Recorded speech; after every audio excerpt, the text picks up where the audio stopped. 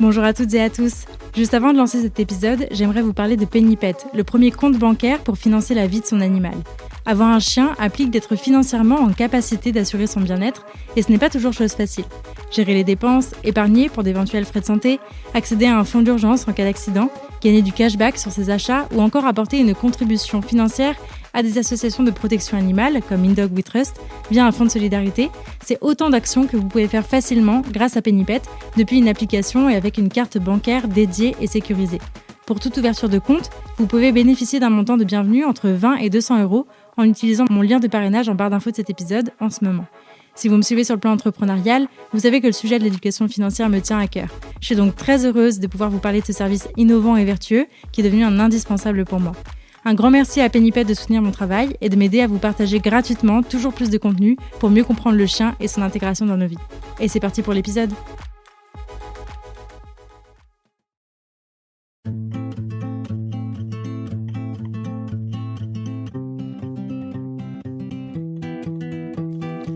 Bonjour, bon après-midi ou bonsoir à tous et bienvenue dans La Niche, le podcast de référence en matière de conseils, d'éducation et de réflexion autour du chien et de son intégration dans notre société.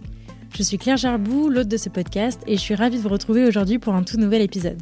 Dans la vie, je suis éducatrice canin spécialisée dans l'accompagnement du chiot et du chien de famille, en ligne et en Provence et créatrice de contenu sur internet et je suis la fondatrice de La Niche Aventure. Ma mission, c'est d'aider un maximum de monde à comprendre son chien pour mieux vivre avec lui.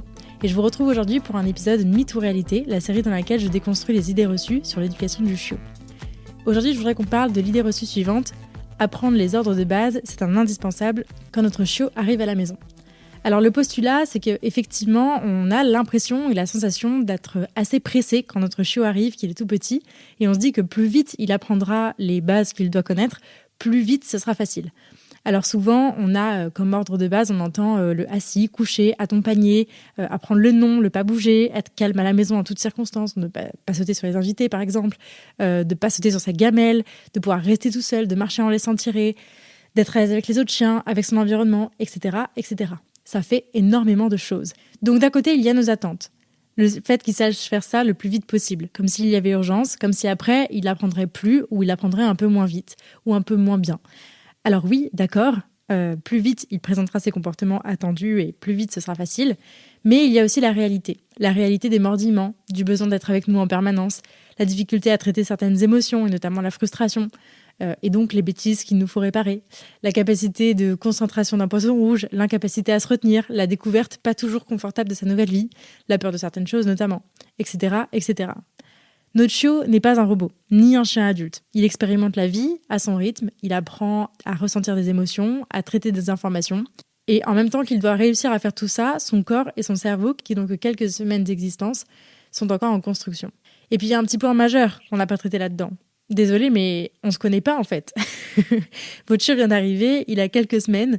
Il vient d'être arraché à sa première famille, entre guillemets, même si voilà, la perception de cet arrachement est plus ou moins difficile pour lui, mais il arrive quand même dans un nouvel environnement, avec de nouveaux humains, parfois d'autres animaux.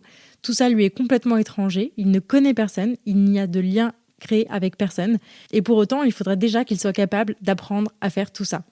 Alors oui, pour moi, le fait d'apprendre des ordres de base, tels qu'on l'entend, assis, couché, le calme, le nom, etc., etc., pour moi, c'est une grosse idée reçue. Ce n'est pas du tout la priorité. Ça, ce sont pour moi des performances. La possibilité pour un chien de présenter tel comportement, avec telle durée, dans une telle circonstance, c'est déjà de la performance. C'est déjà apprendre un comportement qui est complexe. Donc, à mon sens, apprendre des performances à son chiot, ce qu'on appelle les ordres de base, comme le assis, couché, pas bouger, pour moi, c'est pas du tout une priorité. Parce que là-dedans, il faut tenir compte de sa capacité émotionnelle, mentale et physique, et qui est encore en développement. Je vous invite à vous rendre compte parfois, en vous mettant un peu à la place de votre chiot, de la difficulté de certaines demandes qui peuvent paraître anodines pour nous et très faciles, mais qui ne le sont pas tant pour notre chiot. Par exemple, tenir un assis sur demande, même si notre chiot s'assoit naturellement de lui-même quand il en a envie. Le faire sur demande, c'est parfois physiquement difficile, puisque ça équivaut globalement à un squat chez nous. Dans tel contexte donné, ça peut être émotionnellement compliqué. Et pendant tant de temps, c'est mentalement pas beaucoup plus simple. Partez du principe que si votre chiot, tout petit, ne répond pas correctement à votre demande, c'est principalement peut-être parce que c'est trop difficile pour lui. Parce que comme je vous l'ai cité juste avant, quand on enlève nos lunettes d'humain et qu'on essaye un petit peu de se placer à la place de notre chiot, et ben en fait on se rend compte que pour lui, le gros défi du moment, c'est déjà d'expérimenter la vie, d'apprendre à vous connaître, d'apprendre à créer du lien avec vous, d'apprendre à connaître son environnement, à y être à l'aise. Et déjà ça, c'est énorme. Donc pour moi, il y a vraiment une histoire de priorisation à avoir et créer du lien avec lui, l'accompagner dans son expérience de la vie et lui apprendre des compétences, des réelles compétences, en termes de régulation des émotions notamment. Ça, pour moi, c'est la vraie priorité. Et à mon sens, c'est ce dilemme-là qui fait que c'est assez complexe d'avoir un chiot. Il y a nos attentes et la réalité. Il y a ce qu'on aimerait pouvoir lui apprendre très rapidement pour pouvoir se soulager de cette période un peu compliquée. Et il y a, lui, le rythme auquel il va. Et c'est ce melting pot qui fait que l'expérience d'avoir un chiot est plus ou moins difficile, surtout si on n'y est pas vraiment préparé. En attendant de pouvoir créer du lien avec lui, l'accompagner dans son expérience de la vie et lui apprendre de vraies compétences, eh bien, aménager l'environnement et la vie de son chiot pour qu'il présente un maximum de comportements cool et qui rentrent dans nos objectifs, ça, pour moi, c'est une vraie clé et une vraie aide, un vrai soulagement à avoir, croyez-moi. Je cite là quelques exemples, mais par exemple le promener en longe, aménager efficacement son espace, faire du cododo avec lui par défaut, tous ces outils qu'on appelle des outils d'aménagement, c'est vraiment ça qui va permettre à votre binôme d'être en réussite et donc qui vous permettront d'avoir le temps et l'espace nécessaire pour créer une belle relation et un beau lien de confiance. Et une fois qu'on a ça, une fois que la confiance se développe un petit peu, là, on pourra aller s'amuser à apprendre un peu plus de comportements, un peu plus de trucs drôles, de tricks, etc. et d'aller progressivement dans les apprentissages. En conclusion sur ce sujet, je dirais que oui, effectivement, le chiot apprend plus vite qu'un adulte, mais on apprend toute sa vie. Et à mon sens, il faut trier et prioriser ce qu'on va apprendre à notre chiot. Et la première des priorités, c'est de créer du lien et une belle relation de confiance avec lui.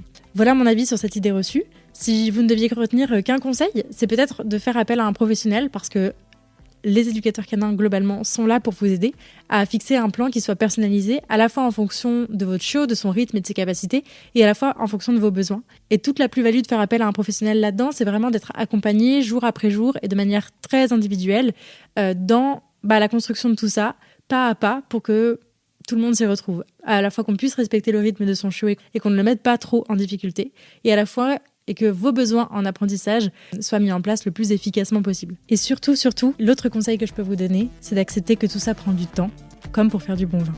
Voilà, merci beaucoup de m'avoir écouté jusqu'au bout et d'avoir passé ce petit moment avec moi. J'espère que ce nouvel épisode vous a plu et si c'est le cas, je vous invite à en parler autour de vous et à le partager sur les réseaux sociaux en me taguant @lanicheaventure. Pour enrichir votre écoute, ne rien rater des prochaines sorties et pourquoi pas vous faire accompagner dans l'éducation de votre chien, eh bien n'hésitez pas à visiter mon site, à soutenir mon travail sur Tipeee, à vous abonner à la newsletter et à me rejoindre sur les réseaux sociaux. D'ici là, prenez grand soin d'eux, prenez grand soin de vous et je vous dis à la prochaine!